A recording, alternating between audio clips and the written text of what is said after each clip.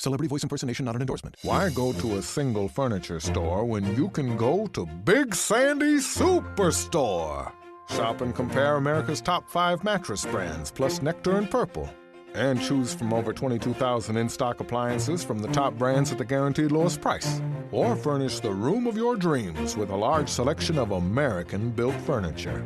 With financing plans for just about anyone, there's nowhere else quite like it. Big Sandy Superstore. This is the smell of the leftover tuna fish sandwich you left in your lunchbox over the weekend in a wimpy trash bag. Wimpy, wimpy, wimpy!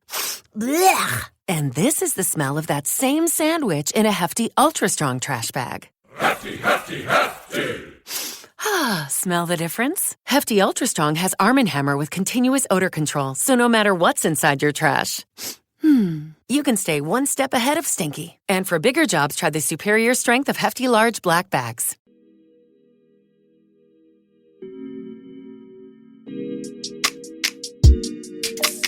Hello, good morning, angels, and welcome back to Morning Rae. I'm your host, Lani, and this episode is one that has been highly requested. It's a topic that I'm always asked about on my Instagram at Lani B Fit and my TikTok at Lani B Fit. And I was inspired by seeing Ariste, I love you. It's her healthful on Instagram. She posted a little podcast episode about her health journey, and so that inspired me to ask you guys on Instagram, again, at Lani B Fit, questions you had about my health and fitness journey so that I could answer them and answer all the questions that I'm always being asked and kind of just put it into this one little location that I can reference in the future for anyone else who wants to hear about my health and fitness journey. I know it's always really interesting to hear about other people's, so here I am. I'm going to try to keep this at 45 minutes. I have a lot of questions and I didn't even put all of them in the notes document ahead of me, in front of me. But let's do it. I want to give a disclaimer here and I guess a trigger warning. There are going to be discussions of weight, calories, weight loss and gain, dieting, diet culture, anything like surrounding that. So if those are topics that are triggering to you and you think are going to impact you negatively, I encourage you to exit out of this podcast episode and to go listen to one of my many other, I think I have 34 other episodes. You can listen to one of those, and I just don't want to trigger anyone. So I'm putting that disclaimer here. But I'm going to talk about my weekly intention, tip of the week, and my current faves, and then we'll go into it. So you can listen to the intro and then exit on out. But I just want everyone to be in a good, healthy mindset. And my journey does include topics of that such, so it will come up in discussion. So my weekly intention, believe it or not, my weekly intention is to not intentionally seek out dating opportunities. I don't know how else to better word this, but I've deleted all of my dating apps. I used to be on Hinge. I paused my profile a while ago and then deleted it, I want to say like 2 weeks ago. I have Locks Club. It's still on my phone, but I'm really not using it. I mean, most of the guys on there aren't in Toronto anyhow. And I used to be on Raya, which is like a celebrity sort of dating app. I'm not on Tinder. I'm not on Bumble. Hate those apps. But my goal and my intention is to not seek out dating opportunities, not to intentionally DM anyone, just to kind of just live my life as it is. And if I meet someone, I'll meet them in person. I saw this really interesting TikTok, and it was, what if dating apps are going against nature? Like, you're the reason why, I'm sure like there are people who have been in relationships, for example, like Noam, like her and her boyfriend met on Hinge and they have a great relationship. But for the most part, and in my experiences, the people that I meet on these dating apps they don't really turn out to be the best. Could just be my pickings, but kind of goes against the natural way of meeting someone, or like what's supposed to naturally happen. Like as to fate, like what's supposed to be in your fate and like your destiny. So I'm just in the in this period of not using dating apps, and if I meet someone, I'll meet someone in person through someone. Those are my intentions right now. And so the tip of the week is, if you're feeling frustrated by dating apps and feel yourself mindlessly swiping, pause your profile and delete it. If you want to, of course, but that's my tip of the week. And focus on yourself, date yourself. As I said, you can go listen to that podcast episode. This is your sign to date yourself. I believe it's what it's called. I think it was like my 20-something episode. I don't know. But go check that out, and I'll have it linked in the show notes. But you can also just go to the Morning Rae podcast page on whichever podcast listening platform you're on and listen to it there. So that leads me into my current faves. They're kind of random and I'm not mad about it, but my first one are nightly walks.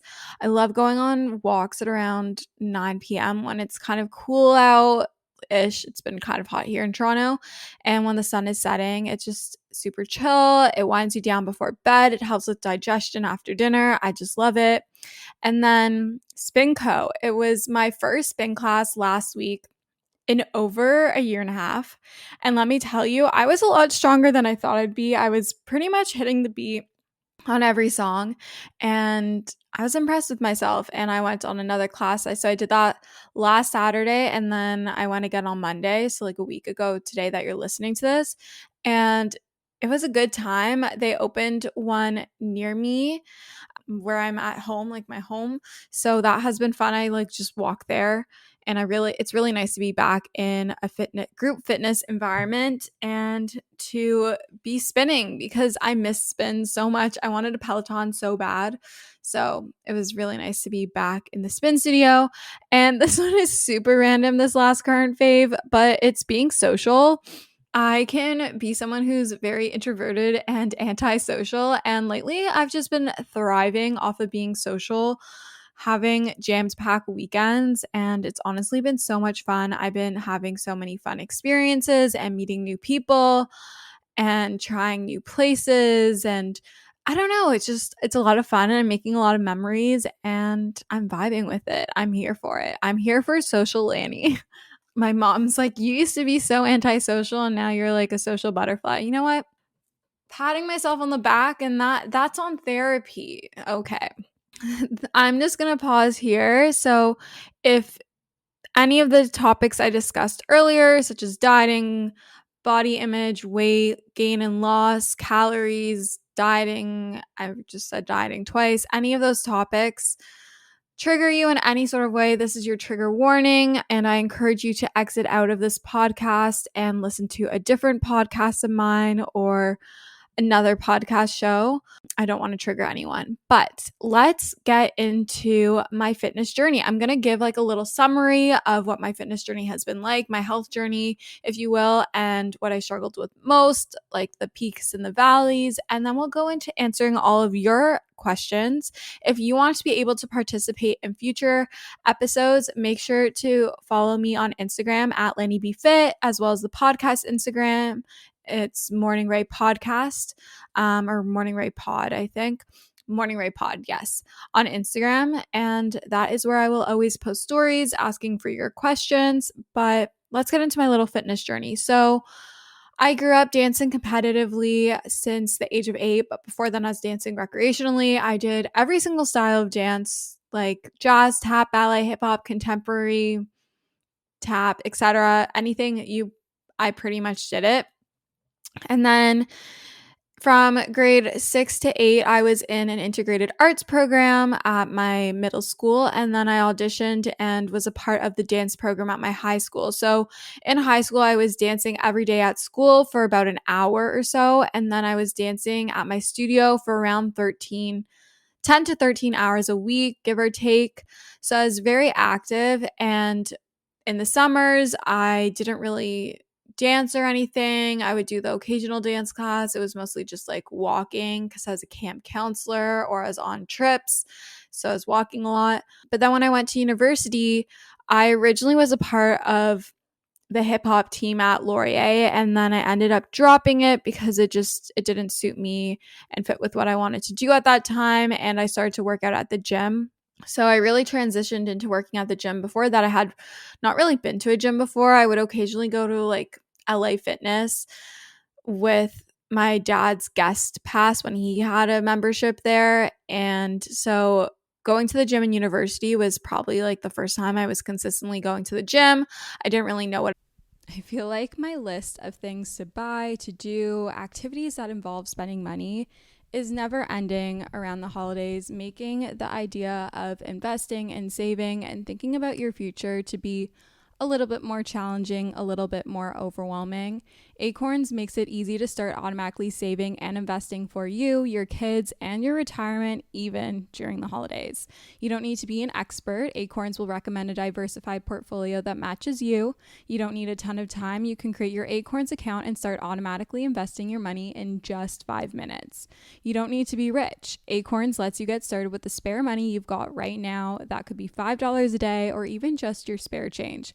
That's right, Acorns can round every purchase you make up to the dollar and automatically invest your spare change for you. And you can get bonus investments just for buying the stuff you need from the brands you love. I personally love Acorns. It's simplified the investment process, which can be overwhelming and intimidating, but it just makes it so simple, so easy, and something more accessible no matter how much money you have to invest. Head to acorns.com/Alana or download the Acorns app to start saving and investing for your future today. Paid non-client endorsement compensation provides incentive to positively promote Acorns. Investing involves risk. Acorns Advisors LLC, an SEC registered investment advisor. View important disclosures at acorns.com/Alana.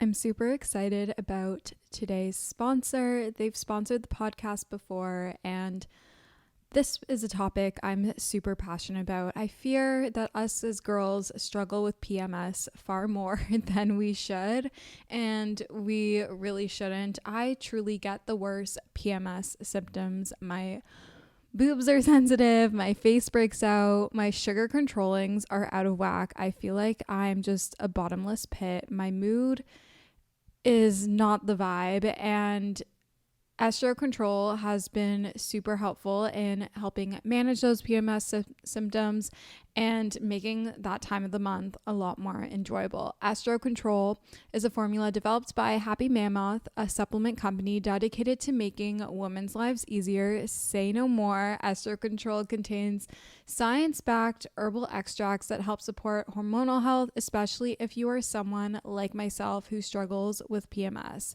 It was created to help women feel like themselves all month long and to not struggle with the feelings PMS can cause. For a limited time, you can get 15% off your entire first order at happymammoth.com. Just use the code Alana at checkout. That's happymammoth.com and use the code Alana for 15% off today. I would follow random workouts on Instagram, or I would stick pretty much to the cardio machines, do some abs, call it a day. And then I want to say in around like December-ish, I started doing workout plans. I would find all these different plans that you could buy, or I get like free PDFs of them on the internet, like on Reddit or something. And the first like major workout plan that I fully stuck to and finished was BBG. If you've been following my Instagram for like since the start, or you found me during that time, I did BBG. I did like 2 rounds. So each round is around 12 weeks. That's Kayla Tsinas's program. I had the PDFs. There's also an app now, but that's what really got me into working out consistently. I was doing that and walking a lot. And then I got bored of that and I started doing Power, which is Kelsey Wells' program on the Sweat app, which is more lifting. I went through phases of doing F45 and Legree, Pilates at home, so many different phases in terms of fitness. I also went through a lot of different fad diets. I went through like the military diet. I went through Kenzie Burke's food combining, that whole thing. I did her whole plan, really messed up my stomach, nothing to her. That was all me. What else? I've done so many fad diets, workout plans, meal plans, everything, you name it. I went through a period where I was doing low FODMAP because I had stomach issues after doing food combining. And then I've just done everything and anything. And last year in the pandemic, I found intuitive eating and really started to focus on bettering my relationship with food. And my weight throughout this time, like since university, has increased and decreased and increased and decreased. It's never been really stable. I want to say it's probably like the last year has been the most stable. I will admit I do still step on the scale, but I've really changed my relationship with the scale. I used to let it dictate how I felt about myself. I'm not going to lie, it still does sometimes, but I feel like right now I'm at a really good place. And right now, where I am in my fitness journey, health journey, I'm eating intuitively.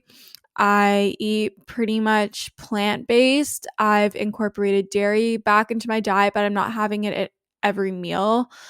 I definitely choose non-dairy options and vegan options over other options. I don't eat meat at all right now. I only eat fish and seafood occasionally. I eat eggs.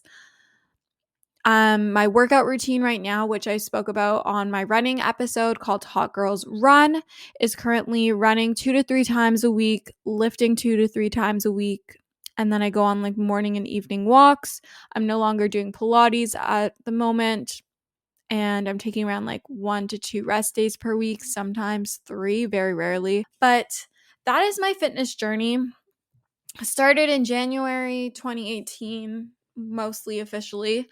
And here we are in July 2021. So I hope that was kind of easy to follow. I feel like I've been really consistent since I started then. The only times where I haven't worked out for an extended period of time was when I was sick with mono after second year and when I was sick with COVID earlier this year. Now on to answering your questions. A listener asked how to overcome overexercising and improve your relationship with exercise. I think you have to challenge yourself in taking more rest days and to train yourself to be okay with taking those rest days and to become comfortable with it. If you feel like your not addiction, but your obsession with exercise comes from wearing a fitness watch of any sort, I encourage you to take it off. Or if, say, you're not ready to get to that step, I know I really like to wear my Apple Watch all the time, and it may not be the healthiest, but I've taken my rings off of like my move ring, my stand ring, exercise ring off of my home screen. And that really helped me because I felt like I was constantly checking them. And setting my move goal to be a lot lower, because for me it was really, I realized I just wanted to close my rings, so I made it low enough that it was still kind of satisfying. It's only 200 for my move, but it's not like this obsession, and I'm gonna close it no matter what I do, unless when I was sick with COVID I didn't close it, obviously. But I think it's really important to challenge the way in which you talk to yourself about exercise and when you don't exercise, and becoming comfortable with not exercising and knowing that if you take a day off, it's not going to reverse all your progress. It's not going to prohibit your progress. It's not going to have a negative impact. In fact, resting actually helps your body repair your muscles and will allow you to be stronger and to perform better in your future workouts. Your body needs rest. It's a given. How do you get motivated every day? Motivation is so short term, and I'm not always motivated. It is a lot of self-discipline. I've always been someone who's very disciplined. I grew up dancing competitively, so that taught me self-discipline. I feel like I've always just been a naturally self-disciplined person. You need to find that in you in order to keep on going. If you are just relying on motivation to get you through working out consistently and living a healthier lifestyle, I hate to break it to you, but it really isn't going to do much for you. Yes, I get random bursts of motivation, like when I wanted to start running, whenever I start a new workout program, when I'm going to a new workout class, or maybe I get really excited to cook new recipes and meal prep. But that doesn't really last that long, and it's really about the discipline. So you need to figure out how to discipline yourself in a healthy way, in a balanced way. How did you reset your mind to unlearn diet culture? It's very, very hard, and it's like trying to unlearn a language. You're never going to really unlearn diet culture, but you're going to learn how to navigate those thoughts and those thought patterns that you've been taught and have been ingrained. So for me, it was contradicting or like counteracting any of the diet culture thoughts that came into my head and unfollowing any people on social media accounts, etc., that were posting a lot of diet culture focused content so that it was out of sight, out of mind. I followed a lot of more intuitive, anti-diet culture pages that promoted and preached intuitive eating, letting go of it, etc., whether it be just like a brand opposed to like a person's page, like graphics or whatnot. Reading the Fuck It Diet really helped me. Listening to podcasts on it. I really recommend that you listen to the Drink More Water or Drink Your Water. It's with Sophie Jane and I forget her name. Riley, that's her name. It's with Sophie Jane and Riley. They have an episode of Who Are You If You're Not Trying to Lose Weight. I highly recommend that. How has journaling affected your health journey, and how do you incorporate it into fitness? I think journaling has really helped with my mental health. I haven't been journaling lately, but it was a really good bridge for me to start going into therapy, and it helped me keep everything in my head in check and become more aware of my feelings and how they were impacting me on my day-to-day. I think it also really helped me with setting goals and starting to manifest and use the law of attraction and visualization. And it really helped me to be able to visualize and see on paper whatever was going on in my head right out in front of me. I think it was a very beneficial habit that I picked up, and I really do want to pick it up again. I actually got sent a 5-minute journal, which I want to start to use once I move into my new apartment. I want to save it for that new space. So I'm really excited. Body image / improving the way you talk to yourself, learning your self-worth. I think it's really important, kind of like the diet culture, to counteract those negative self-talk thoughts with positive ones. Practicing positive affirmations. I've recommended this before, but download the app called I Am. It's totally free. You get notifications sent to you. You can set up the frequency and what type of affirmations you want sent to you. Mine send me like self-care, confidence, money, career, all that stuff. And then you can just repeat it to yourself. I think if you change the language in which you talk to yourself, eventually the positives will outweigh the bad, and you'll start to feel a lot better. You'll learn your self-worth. Also reading self-help books that focus around that, or listening to podcasts, following individuals who preach that self-love, self-confidence, self-esteem, going to therapy and working on your self-esteem. I've learned in therapy that self-confidence is very different to self-esteem. I've always had a high self-confidence. I haven't always had high self-esteem in all areas of my life. So therapy is amazing if you're able to afford it and access it. BetterHelp is an amazing resource, or Talkspace, one of those. A listener asked, how did you shift your focus away from weight, and what did you shift your focus to? I still go through periods where my weight really impacts how I view myself, if we're being honest, and I don't think it's ever really going to go away. I hope that it does, but I don't think it will. I'm still working on it. But I started to focus a lot more on how I felt in my own skin, how I felt in my clothes, how did I feel when you took that number away, focusing more on like the physical sensations opposed to a number on a screen. It's literally your weight at the end of the day is your relationship with gravity. And if the number's bigger, or the number's smaller, it doesn't mean anything. It's literally your body's relationship with gravity. It's just a number, and it has no dictation on what your level of health is. Someone could be a very small number and be healthier or less healthy than someone with a bigger number, or vice versa. It really doesn't matter, and there's so many things that go into the number that you see on a scale, and the same number on the scale can look different on so many different people, given the difference in the fat to muscle, or how tall they are, or their bone density, or how much water they drank that day, or what foods they ate that day. Your weight is constantly fluctuating, and you can't let it dictate your worth or your value or your health. Tips for being consistent. I've always loved the gym, just struggled with consistency. I find for me, having a plan and a set plan to follow really helps with consistency, whether this is a plan you make for yourself and you are disciplined and stick to it, or if this is a gym guide created by a personal trainer or something that you have purchased. I really love workout plans that are 6 to 12 weeks in length. It gives me an end goal. It gives me a weekly schedule. I know what I'm doing when I get into the gym. I know what I'm looking forward to. And I just find that super helpful. That has been my key to success. Workout classes and pre-planning your workouts for the week really helps me, and I highly recommend it. Doing your fitness and health journey alone can be difficult. How have you stayed motivated? It can be really difficult, and it can be lonely because not everyone is going to understand or be interested in it or get why you're doing what you're doing. But I think it's important to find your why and why you want to do this and use that as your motivation to keep on going and to look back to when you're feeling low and lonely. I think it's also a great way to find other friends, and you can have like gym friends or you can find them online. I find following and being engaged in the health and wellness community or fitness community on Instagram or Reddit or YouTube, whatever it may be, really helps keep me motivated and gives me someone to connect to that has a similar interest to me.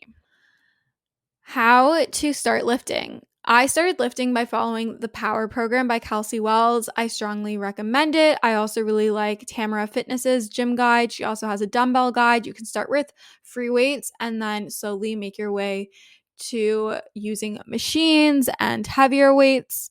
But I think following a workout plan that has a visual aid to show you what the proper form is, that's why I really loved Power. You had a video of Kelsey doing the movement, and then if you tapped on the little video, it would describe to you what your form should be, where you should be standing, like how far apart your legs should be, etc., which really helped.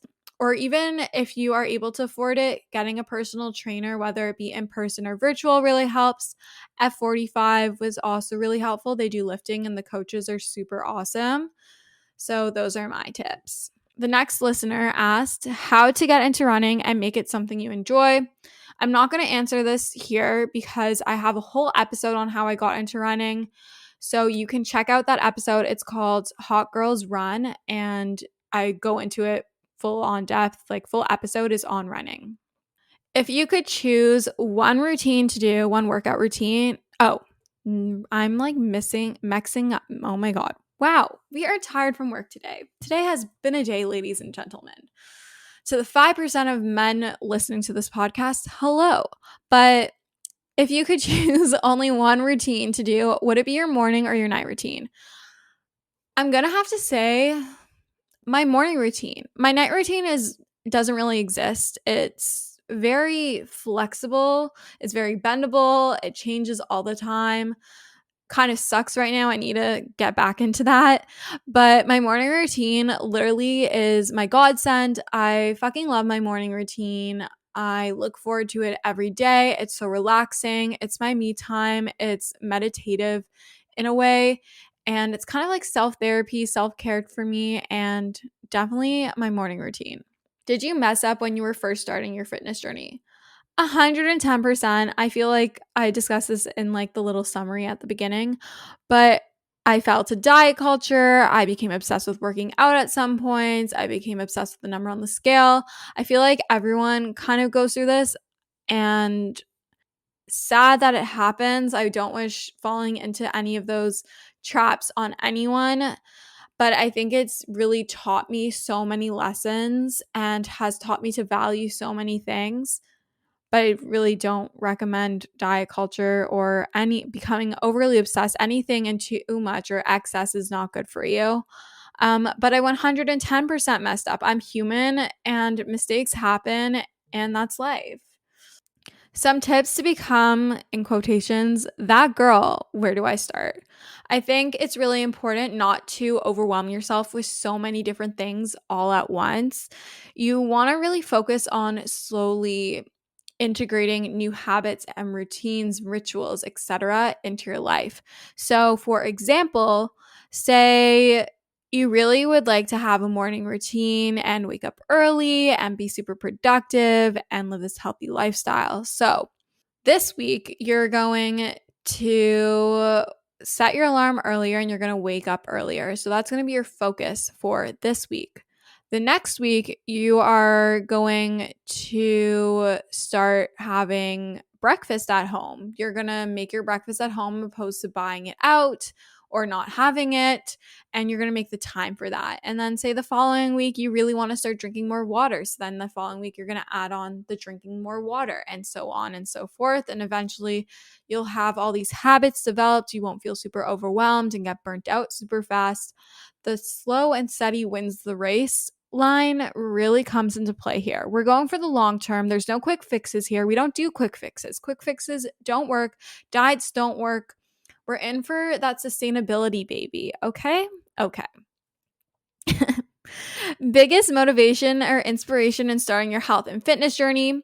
I want to say that for me, it was really, I was sick and tired of feeling really sluggish and gross in my own skin. I was tired of feeling uncomfortable. I was tired of feeling insecure. So that was like a huge internal factor of motivation and inspiration. In terms of external, it was definitely a lot of the girls that were in the fitness and health community. I want to say like Gymshark girls that were really inspiring me, and seeing them and their fitness journeys and their day-to-day really inspired me.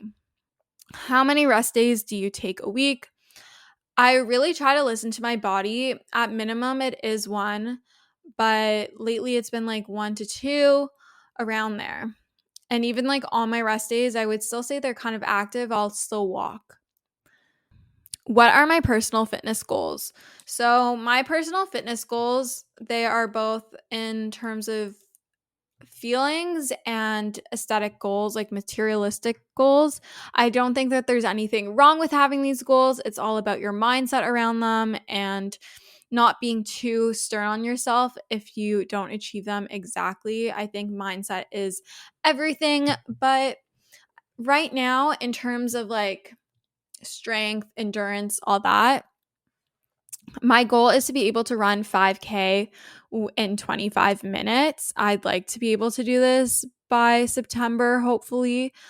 That's what I've been doing right now. I've been using the Nike Run Club app, setting my run tracker for 25 minutes and slowly trying to improve my pace, my breathing. When my pace improves, I'm able to run longer. So that's a goal for me. And then my goal in terms of lifting is always to get stronger and to work on my form. I always want to improve my form and my technique. I think that comes from me being a dancer and being so focused and hyper focused on having perfect technique. So that's my goal in terms of lifting and hitting new PRs, which are personal records. Yes, that's what PR stands for.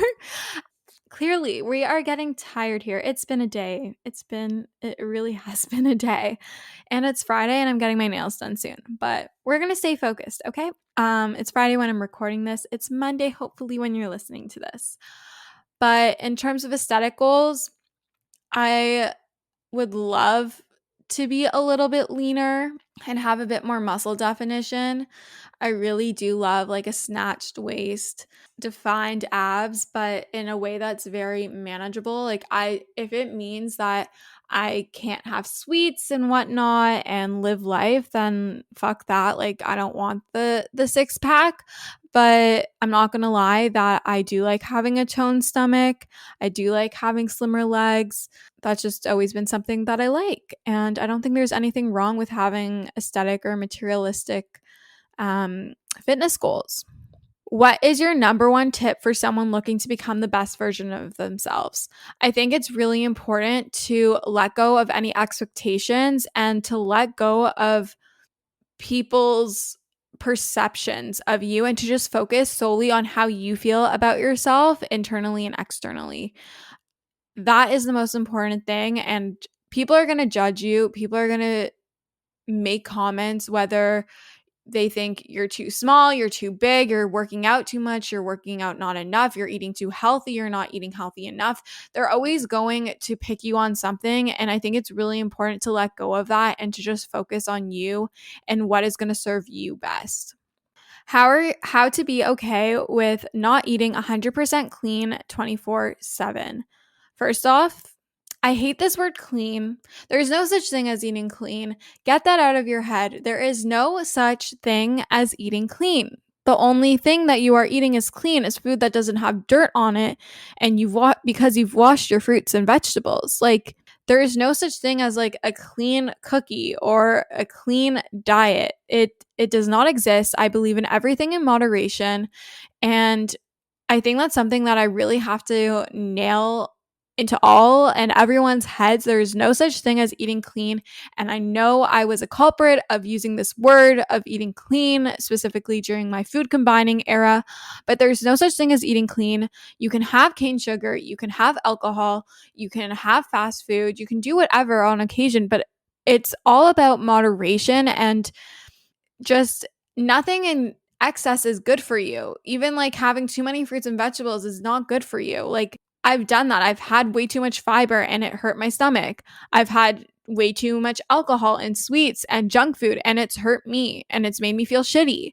Nothing in excess is good for you. And it's really important to just look at the way in which you consume food and the types of foods you have in a more spontaneous way. Be more open and comfortable and just think in the moment. Eat intuitively, move intuitively, live intuitively, and just encourage yourself to be comfortable with being uncomfortable. Hard truth on reaching your goals. You're not always going to reach your goals as soon as you'd like. You may not ever reach some of your goals. They may be forever moving. And even when you do achieve your goals, you may feel not as satisfied as you would have hoped. The goalpost is just going to keep moving. And that's okay. I think with like gym stuff, like it's always going to be ever moving. And it's just learning to enjoy the progress and the challenge, the mental and physical challenge.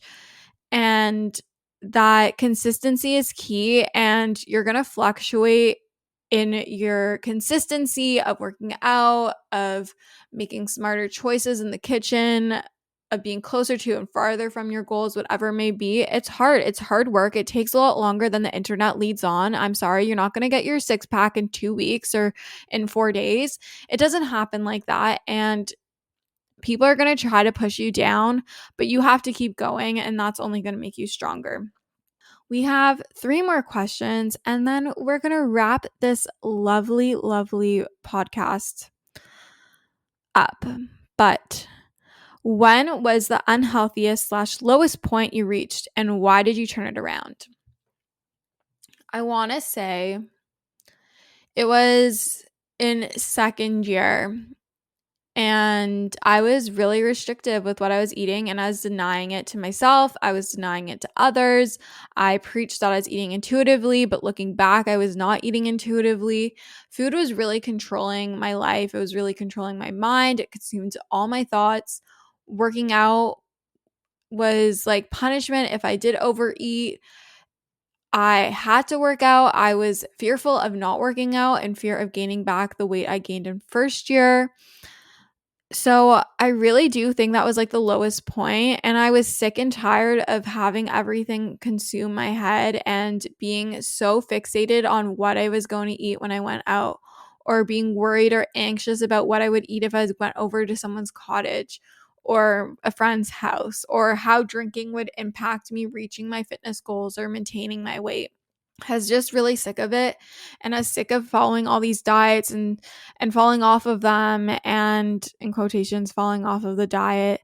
And I was just sick of it. I was tired, I was drained, I was exhausted, and I didn't want to feel like that anymore. I didn't want to look at myself anymore like that. I didn't want to hate exercise. I didn't want to be consumed by what I was eating. I used to be someone that used to eat so intuitively and without second thoughts. I would just choose what I wanted, whether it be pasta or pizza, a frappuccino from Starbucks, a salad, whatever it may be. I just had what I wanted. I didn't debated in my head. I didn't think, oh, is this lower calories or higher calories? Is this lower carb, higher carbs? Is this going to help me weigh less sooner?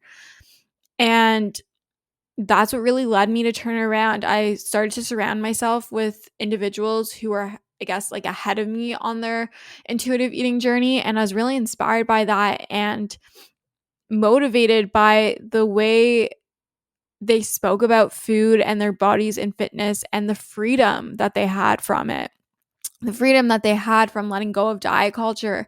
And I was kind of envious of that. And I really wanted it for myself. And so I started to do the work. I started to read the Fuck It Diet. I started to unfollow any triggering or diet culture focused content that was on my social media platforms. I replaced it with those preaching intuitive eating and self-love and body neutrality and all that. And that's why I turned it around. I didn't want to have this mindset anymore. And I didn't want to potentially harm any future friends. I didn't want to harm future children or anything. I wanted to be free from it. Tips on gaining confidence to go into a workout class or gym alone. The people that are in there are focusing on themselves as much as you're focusing on yourself. They're not looking at you. So go in there, act confident, and no one will question you, as Sarah's Day says. And the more you do it, it's kind of like the exposure effect. The more you do it, the more confident you're going to be walking into that class, and the less anxious you're going to be about it or stressed or worried. I promise you, everyone is too consumed with themselves to be thinking about what you're doing, what you're wearing, how you're looking, etc. So go to that workout class, go to the gym and go to the weights if you want to do the weights with all the men there. Who the fuck cares? Just do it. Focus on you. Put your headphones in at the gym. Focus on you at the workout class. Show up and you'll thank yourself. But that's it for today's episode. As always, if there are any topics or guests you would like to hear on Morning Rae, don't hesitate to shoot me a DM at Lani B Fit on Instagram or an email at morningraypodcast@gmail.com. I'd love to hear from you, and make sure to rate, review, and subscribe if you really like the pod. That's how you can show your love and your support. I love you guys so much, and we'll chat soon. Bye, guys.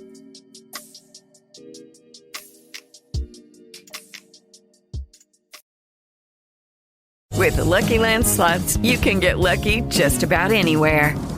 This is your captain speaking. We've got clear runway and the weather's fine, but we're just going to circle up here a while and get lucky. No, nothing like that. It's just these cash prizes add up quick. So I suggest you sit back, keep your tray table upright, and start getting lucky.